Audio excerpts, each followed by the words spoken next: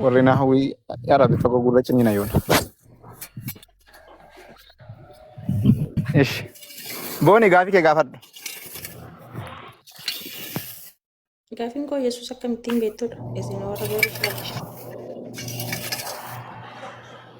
Oye قارب يسوع كميت بيتو قافي جتة قافي بريدو تكو فرت إن ربي سبحانه وتعالى إرجما إيسا إرجما يسوع يوكان مو إيسا إلما مريم جدمو جما بني إسرائيلاتي أكا يجيبك ونن نتينر جمو دينكي في راجي غرغرا إسر كاي أكا أمني إرجما تاوسا فرتاني دينكي في راجي غرغرا إسر كاو بيكنا كذا كنا بيتشاو سنتاني نتي يسوع إن كان بيكنو يبسينا كبر يسوع إن كان بيكنو ربي سبحانه وتعالى أتوها هذا فبار رانتين هذا بيتشارا إسا أمو أكاس مسمو دندتي إسا تيني أمو دندوسا أغرسيسو كان رابيكنا إني لما فانمو يسوع كريستوس إني تبرامو جيتشودا يسوع كريستوس ربي سبحانه وتعالى دندتي إسا تين جما جما سمي لما فاتي ألفودا تشوسا إسا بيك كذاس يسوع كريستوس أمس مال تو بيكنا غربي ربي تو بيكنا إرجما ربي تو بيكنا إسا ربي في أججم تو بيكنا مسلمة تو سابيك أوكي وانا في ستة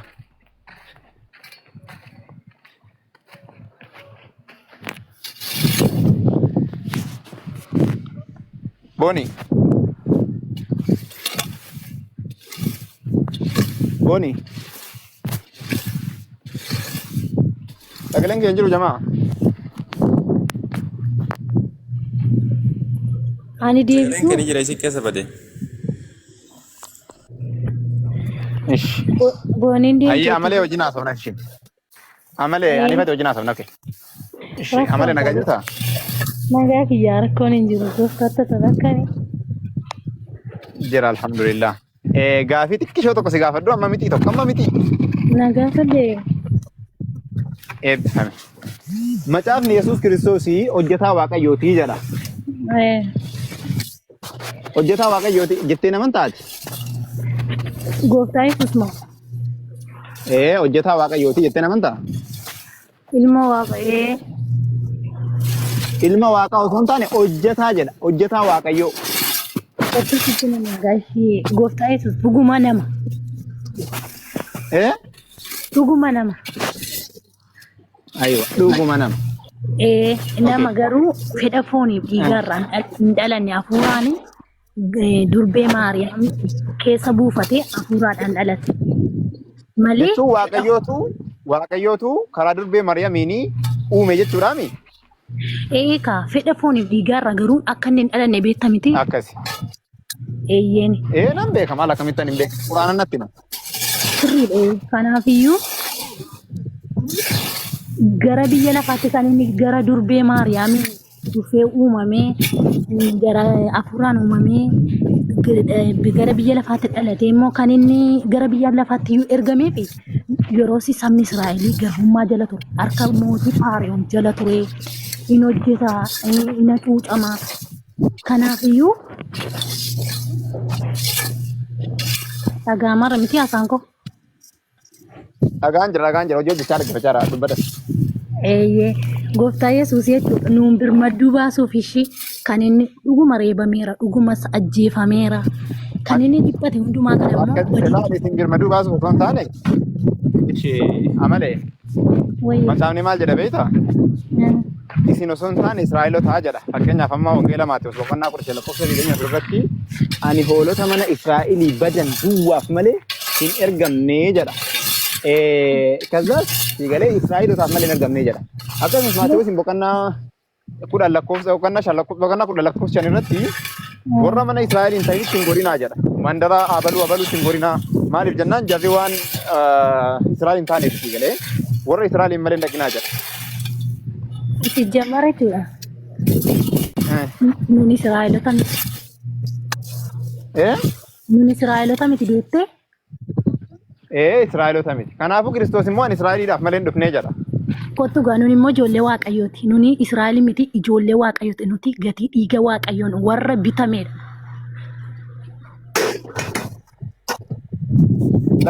Wanni kun hin jiru tokko faaratti hima. Dhaga'i gaashinaan xumuradha. Gooftaa Yesuus kakuu haaraa macaafa. Gara saba dhuunfaa isaa dhufee jedha wangeela Yohaannis boqonnaa 1 lakkoofsa kudha lama irratti gara saba dhuunfaa isaa dhufee jira. Galee. Sirriidha garuu kan inni nuuf jedhee dhiphatee nuuf jedhee dhiiga isaa dhangalaasee fi nuuni silaarra hin jirru ture amma kanatti jechuudha nuti hin jirru ture. Warri duraan jiraachaa turan. Lakki kana. Deebinaa laa jedhiin fakkaatarra. Waan nu gata akkasitti muu jecha bituun nuuf jedhee diinatee nu yoona hin jirru beera. Ada saafi wanta finne gibee tokko. Kanaafiyyuu cubbuu tokko dhageesse cubbuu tokko hojjenne badii tokko balleessine gooftaa yeroo dhiphate sanattis yeroo eegame sanatti. Salaamu alaikum. Waalaikum salaam wa rahmatullahi wa barakatuh. Maal jettee amane maal dubbachaa jirta? Nu dhaggeeffatan ka warri kaanis. Maal jettee maal jettee maal dubbachaa jirta? Gooftaa Yesuus suniin jedhe yeroo kanatti gaarummaan hojjetarraan kanaa fi cubbuu tokko hojjetee hin qabu yakka tokko hin dalanne jechuudha amma biyya lafaarra deddeebi'aa turetti warra isa reebanis warra isa fannisanis gooftaa Yesuus maaliif fannifame ree amalee maaliif fannifame ree cubbuu hin qabne inni ijaaba al tokkichatti iddooti isaanii balleessuu hin danda'a ture warra isa fannisan warra isa reebanis qoy maal taatee amaleeti miira keessan galitti maaliif fannifame ree cubbuu hin qabne eega cubbuu hin qabne maaliif fannifame siin jedhe kiristiyoosii cubbuu hin qabu waan isti waan cubbuu isaa maaliif fannifame ree sitti immoo nuuf jedheeti kaa waan nu jaallateef nuuf jedhe jaalala keenyaaf jedhee dabarsee ofiisaa kenna kanaaf iyyuu jechuudha waan dhugaa tokko sitti nuuf jecha cubbuun hojjete reedu tokko shinatti macaafa keessaa kan keessa irra yoo jiraates cubbuu gooftaa Yesuus biyya lafarratti hojjetee radhame tokko natti. Cubbuun hojjete koo mukarratti fannifame kaa mukarratti kan fannifame immoo abaaramaadha jedhamti macaafni. Adeelleem jaalala nuu mul'ise jaalala dhiigaa waan mukarratti waan fannifameef abaaramaadha kan namni mukarratti fannifame abaaramaadha miti. Nuuf jedheeti jedha nuuf jedheeti nuuf jedhee abaara. Qoy rakkoon qabu amalee. Wayyee dhagaan jira. Mukarratti kan fannifame abaaramaadha miti. Adeelleem abaaram namni ta'uu danda'a nama afuuraa nama fooniif afuuraa walitti hin fakkeessanii kanaafuu Yesuus Kiristoos abaaramaadha miti. Abaaramaa miti.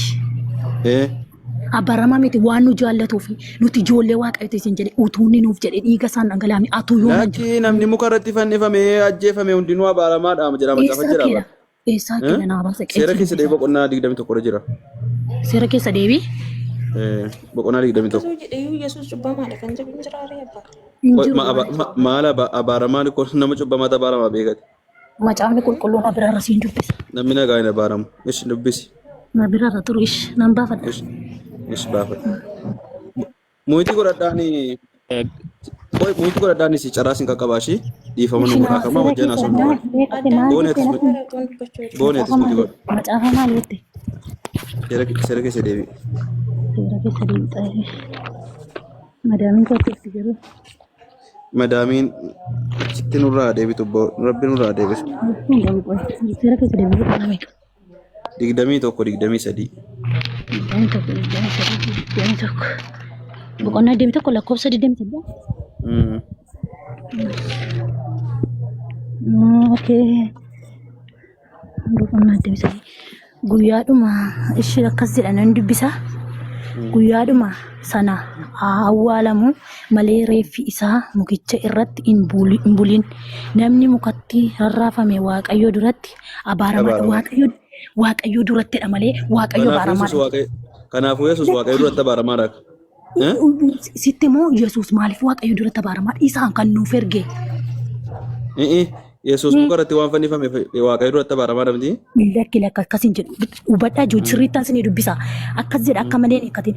Dhugaa rabbii yoo ati isa kana diddee amalee wallaahi yoo ati isa kana diddee kallattiidha Yesuus Kiristoos abaaramaadha kan jedhu si agarsiisa yoo ati kana diddee garuu kana fudhatamu. Kuni garuu akka sagalee waaqaa jallisin qoraan keessa jallisee naatu hin jallisin kaa sagalicha irra deebi'ee dubbisa guyyaadhuma sana. Namni warratti fannifame tokko guyyaadhuma sana gaafuma sana achirraa gadi fuudhamee awwaalamu malee reeffi isaa mukicharra hin bulinii jedha. Maaliif jennaani namni muka irratti rarraafamee fannifamee ajjeefamee waaqayyo duratti abaaramaadha jedha. Kanaafuu Yesuus Kiristoos waaqayyo duratti abaaramaa namti. Nama jechuun nama fooniif dhiigarraa dhalate ta'uu danda'a. Maa Yesuus nama foonii miti? Nama foonii haa ta'u malee fedha fooniif dhiigarraan dhalanne siin hin jenne. Haa ta'u rakkoon qabu kan maa fedha fooniitiin. Lakki maali hafuura fannifamee? Maal taate malee hafuura fannifamee hafuura miti kan fannifame namadha malee maal taate? Na ta'u kaa fedha fooniif dhiigarraa waan hin dhalanneef iyyuu nama ta'ee nuuf jedheeti. Kan inni fannifame maaloo inni fannifame sun maal irree? Nama miti? Haa ta'u nuuf jedheeti siin jechaa bara. Siifisa jedhu abbaa fedheefa jedhu inni fannifame sun nama moo nama miti? Nama. Kanaafuu abaaramaa miti? Abaaramaa miti. Maal kunoo namni muka irratti fannifame abaaramaadha jedha maal taate macaafa abaara? Jedhu fuula isaa duratti dhalaa sagalicharra deebiin dubbisan jedha. Dhugaa rabbi namni mukatti rarraafame waaqayyo duratti abaaramaadha jedha. Namni wanta fannifame garuu jechuudha nama fedha fooniif dhiigaa. Yesuus waaqayyotu fannifamee ajjeefame ne? Lakki kaa inni nuuf fedhee nagaraan ol dhaggeeffannu inni nuuf fedhee biyya lafaatti iyyuu nuuf fedhee kan inni dhufee fi rakkina. Eenyudha inni fannifame sun? Waaqayyo moo namadha? Inni moo gooftaa Yesuus jedhama kanuuf. Waaqayyo moo namadha inni? Eenyuun gooftaa Yesuus? Waaqayyo moo namadha? Nama ta'ee nuuf jedhee dhalatu iyyuu malee siifisa jedhu maal taate amalee? Durbee Maariyaam keessa buufatee dhaggeeffattooti. Qoy gobazii ilaali kan fannifame sun waaqayyoodha moo kan sii jecha fannifame nama? Waaqayyoodha naaf. Wayne waaqayyotu fannifame? Waaqayyoon du'aaree fannifame du'a waaqayyo? Nama isaatu. Waaqayyoo duratti abaaramaadha. Kottu haa ta'u gaa wala dhaggeeffannu libsuu ijaatti balleessa ture orra boonii ati muyitii godhadhu boonii caraasii qaqqabaate lakki siifisa ta'u ilaa malee siifisa haa ta'u eega waaqayyoo fannifamee jedhee namni fannifamee qaamni fannifamee jedhe immoo waaqayyoo duratti abaaramaadha jedha. Kanaafuu waaqayyootu sii fannifamee du'ee waaqayyoon duratti abaaramaa sii ta'e. Lakki kaa kottumee waa tokko sitti maa itu ilma atuun jechuudha ishii fakkeenya wayiin sii kaas ati mee ilma kee kaatee namatti ergaa ergattee ilma kee sana immoo yoo kee warri hin beekne isa ta'u waa'ee isaa hin beekne tokko yoo dhaanii si jala ajjeesanii sii fannifsanii abaaramattaa mucaa kee. Maal mucaa koo muka irratti fannifamnaan akka macaafaatti abaarameera kan yoo mukatti fannisan abaarameera. Kottu garaa.